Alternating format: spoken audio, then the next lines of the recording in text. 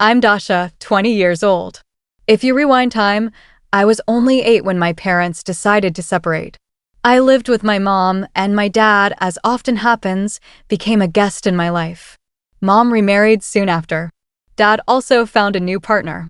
I grew up watching their new lives, trying not to interfere. Mom and her new husband, Uncle Sasha, lived in a small 2-room apartment in Kami and Espedilski. Sasha was a good person but strict, and I always felt like I was just a guest in their home. Of course, they loved and cared for me, but I couldn't do whatever I wanted like my friends. No short skirts, no bright makeup, no free-spirited behavior. Everything was forbidden. Having my own room wasn't even up for discussion. Mom and I shared one room while Sasha had the other. I envied my classmates who boasted about having their own spaces where they could listen to music, do their makeup, and do whatever they pleased. By the time I was 15, I realized I couldn't live like that anymore. The tension between my mom and dad grew. Dad wanted me to move to Odessa with him, believing I'd be better off living with him. Mom, of course, was against it, but after many arguments and tears, she had to give in. I was happy. Dad was fashionable, successful, and always seemed to me the kindest and most understanding person. Finally, I was packing my bags. Dad lived in a spacious apartment in the center of Odessa. He had his own business and denied himself nothing. When I arrived, he showed me my new room. It was perfect, huge, bright, with a gorgeous window and a balcony you could step out onto. Posters of my favorite musicians hung on the walls, and a small laptop sat on the bedside table. The whole room was decorated in my favorite colors, with dark blue velvet curtains hanging on the window. I felt like a princess.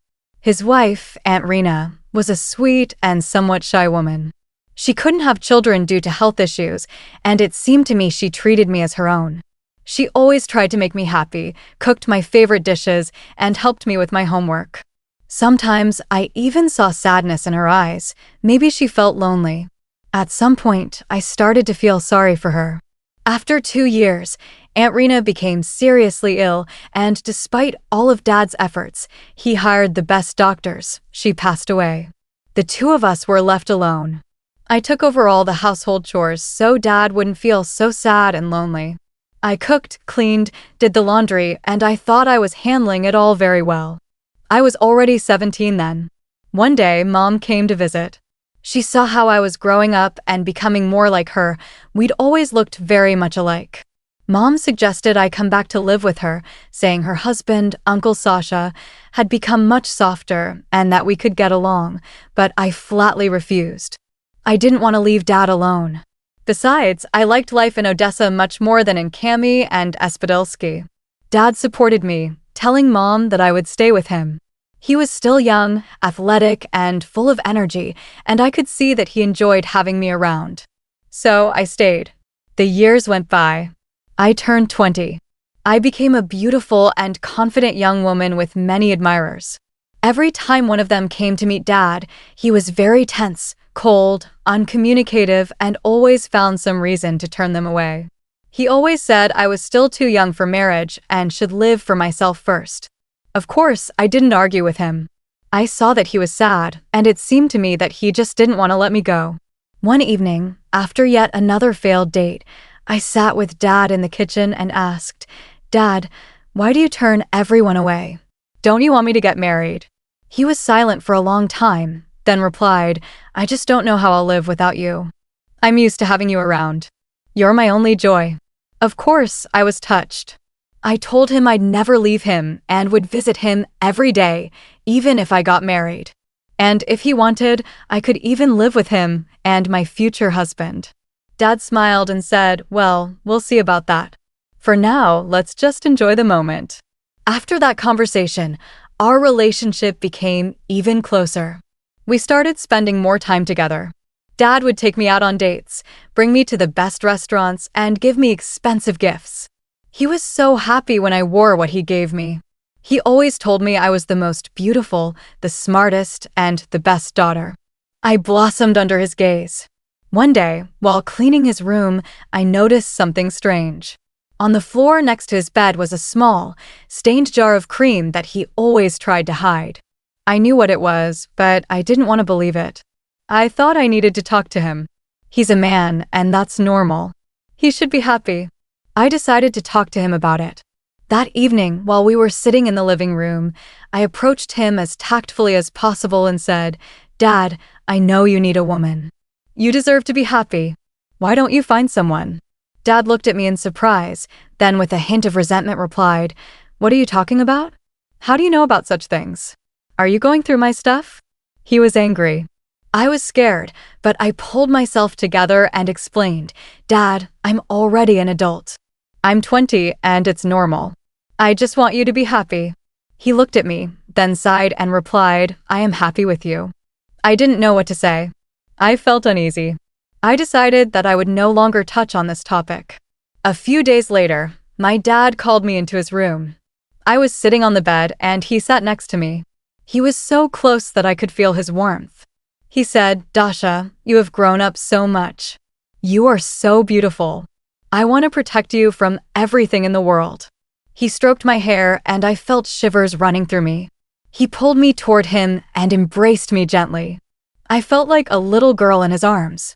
He said, "Dasha, I am so sorry that I was so strict with you for so long. I was just afraid of losing you." And then I felt something strange. His hand, it was where it shouldn't have been. My heart was beating faster. I didn't know what to do.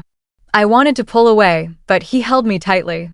He started kissing my neck, my hair. I didn't understand what was happening. I was horrified, but at the same time, it felt good. I closed my eyes. I was so confused that I couldn't say a word. He whispered softly, "Dasha, I don't want you to leave. I don't want you to get married. I want you to belong only to me." I realized that something very wrong was happening, but I couldn't do anything. He was my father, and I couldn't defy him. He lifted me up and laid me on the bed. He looked at me, his eyes filled with fire. I didn't know what to expect. I was scared, but at the same time, I was drawn to him. He was so strong, so powerful. I couldn't resist. I just lay there and looked at him. I woke up in my bed, drenched in sweat. My heart was pounding as if I had run a marathon. There was no one next to me, just me and the moonlight shining through the curtains. I didn't remember how I ended up in my room. All memories of the previous night were fuzzy, as if it wasn't me, but someone else. I looked at myself in the mirror. There was a girl with disheveled hair and red eyes. On my neck, I saw a small scratch. It was a trace from his beard or teeth. I didn't want to think about it. I just wanted to forget. I took a shower, put on my favorite satin pajamas, drank a glass of water, and tried to calm down. I thought maybe it was just a nightmare, that it was all a dream. But my memory told a different story. I remembered his hot hands, his breath, his scent. I remembered how he whispered words to me that made me feel hot. I remembered how he told me that I was his possession, that I should belong only to him. I sat in my room, unable to leave. I was afraid to see him. I was afraid that he would hug me again, kiss me. I was scared, but at the same time, it felt good. I was so tangled, so lost. I didn't know what to do. Eventually, I realized that I couldn't sit in my room forever. I needed to go and talk to him. I needed to understand what had happened. I left the room and went to the kitchen. Dad was sitting at the table, drinking coffee. He looked the same as usual, handsome, confident. But in his eyes, I saw something new, something that made me shudder, something that was between us. He smiled at me and said, "Good morning, Dashka. How did you sleep?" I didn't know what to say. I just nodded. He stood up, approached me, and kissed me on the forehead. His touch was warm, tender. He said, "Forgive me, Dashka. I didn't mean to scare you. I just can't be without you." He hugged me. I felt his hands on my waist, his head on my shoulder. I felt him bury his nose in my hair. I couldn't resist. I just stood there, embracing him. I felt my heart racing, my skin burning. I didn't know what was happening. I didn't know what to do. He stepped back and said, "Tonight, I want you to wear that dress I bought you. Remember the red one? We will go to a restaurant, and then we will watch a movie together, like before." I didn't know what to say. I just nodded. I was under his spell. I was his possession. In the evening, I put on that dress. It was tight, accentuating my figure. It was too revealing for me, but I couldn't refuse. I felt awkward, but at the same time, I felt beautiful. I put on black high-heeled shoes, applied light makeup, and left the room. Dad was waiting for me in the living room. He was dressed in a black suit. He looked magnificent. When he saw me, his eyes lit up. He said, "Dashka, you are simply amazing. You are the most beautiful girl I have ever seen." I blushed, but I was pleased. He took my hand and we went. We had dinner at an expensive restaurant. He was very attentive, caring. He told me funny stories, gave compliments. I felt like a princess. I forgot about everything. I forgot about what had happened. I just enjoyed the moment. After dinner, we went home. Dad put on a movie. He sat next to me and hugged me. I felt his hand on my waist. I felt his breath. He started whispering words to me again, making me feel hot. He said again that I was his possession, that I should belong only to him. I didn't know what to do. I wanted to pull away, but I couldn't. I was under his power. I was his possession, and I didn't want to resist. Dad leaned in slowly, his eyes burning. He kissed me, not like a father kisses his daughter, but like a man kisses a woman. I tasted coffee and cigarettes, his scent, his warmth. He kissed me gently yet persistently, as if wanting to convey that I was his possession. My head spun, and I closed my eyes. I felt like I was drifting along and couldn't do anything about it. I didn't want to do anything. I just wanted this to continue. He pulled back and looked at me. His eyes were full of love, tenderness, but at the same time, there was something wild, primal in them. He said, "Dashka, you are mine. You are mine forever. I won't let you go to anyone." I didn't know what to say. I just nodded. I was his. Since then, everything changed. Our relationship became even more intimate. We spent all our time together. He didn't allow me to see my friends or go on dates. He wanted me to be only with him. He was my world. I was his. He bought me expensive clothes, jewelry. He said I had to be the most beautiful. And I was. Once, he bought me lacy lingerie, black with garters. I had never worn anything like that. I felt shy, but he persuaded me. I put it on. When I walked out of the room, his eyes lit up. He said, "Dashka, you are simply a goddess." I felt desired. He started kissing me, his hands gliding over my body. I felt my body burning. I was under his spell. I was his possession. He lifted me up, laid me on the bed. In short, I was his. I was his lover, his slave, his doll. He did whatever he wanted with me, and I liked it. I was so confused, so entangled. I knew it was wrong, sinful, but I couldn't stop. I was addicted to him, to his touch, to his love. I was addicted to his power. Once, when we were lying in bed, I asked him, "Daddy, what if Mom finds out?" He laughed. "Nothing. She won't find out. And if she does, I'll kill her. She won't dare to come between us." I was scared, but I didn't show it. I just hugged him and said, "Daddy, I love you." He smiled and said, "I love you too, Dashka." I do. We lived like that for several months. I was completely consumed by him. He was my world. I stopped talking to my friends, forgot about studying. I didn't need anything except him. I felt like the happiest person in the world, but deep down, something was squeezing me. I understood it shouldn't be like this. I understood it was abnormal, but I couldn't change anything.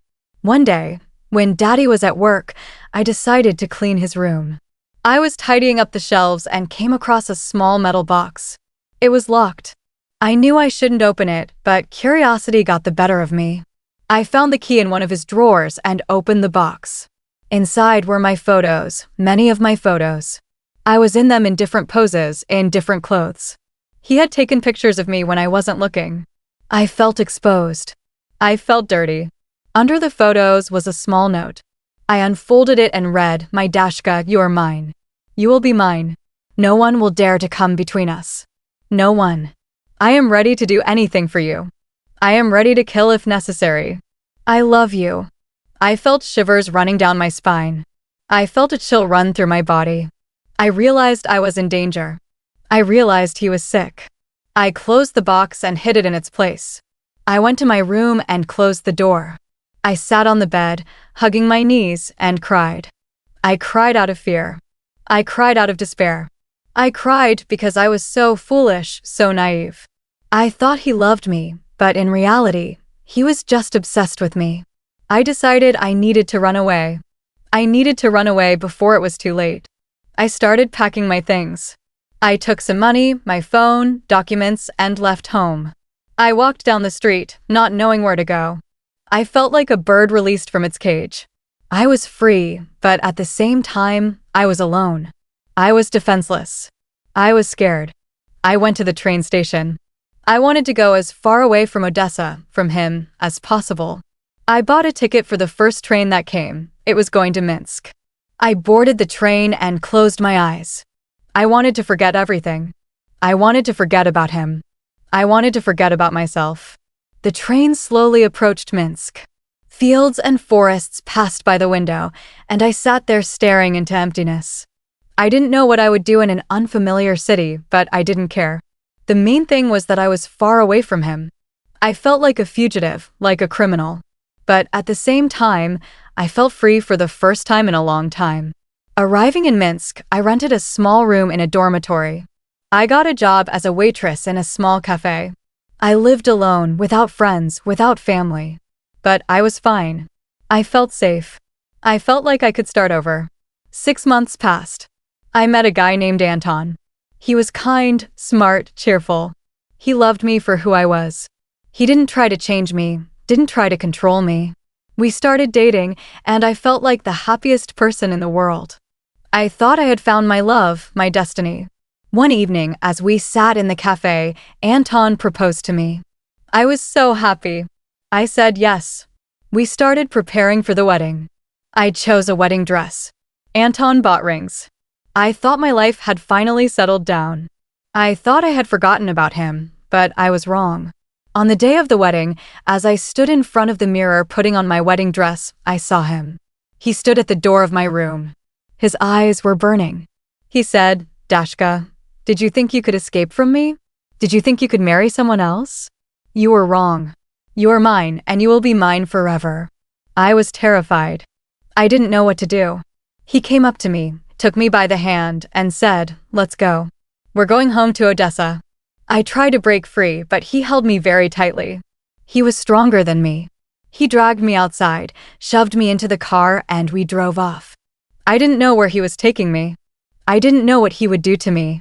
I only knew one thing. I was under his control again. I was his property again. He brought me to our old house. He locked the door, picked me up, and laid me on the bed. He said, "Dashka, you shouldn't have done that. You are punished." I didn't know what he meant. I was afraid. I felt helpless, defenseless. I cried. He started kissing me. His hands slid over my body. I couldn't resist. I was under his control. I was his property. He did whatever he wanted with me, and I couldn't do anything. I was his captive. I thought about Anton. I thought about our wedding, about our love. I thought I had lost everything. I had lost my love, my freedom, my life. I was in despair.